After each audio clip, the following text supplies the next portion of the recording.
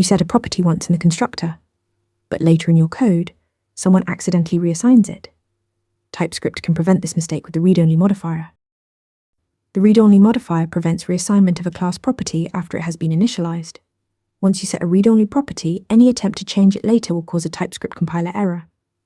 This protects you from accidentally modifying values that should stay constant throughout an object's lifetime.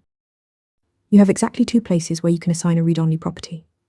First, at the point of declaration when you define the property. Second, inside the class constructor. After the constructor finishes running, the property is locked and cannot be changed. Trying to reassign it anywhere else will fail compilation. It's easy to confuse readonly with const, but they serve different purposes. Use const for variables, it creates immutable bindings outside of classes.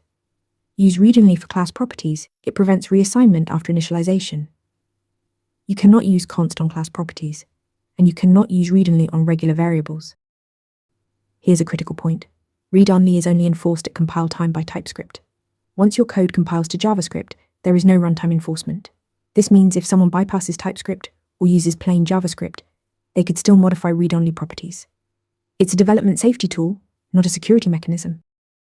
Remember, read-only locks class properties after initialization, giving you compile time safety against accidental reassignment. Use it to protect your class invariants and make your intent clear to other developers. Want to nail questions like this in your next interview? Interview Mentor gives you hands-on practice with real questions. Every answer gets a grade with specific, personalized feedback. Track your progress across topics and difficulty levels.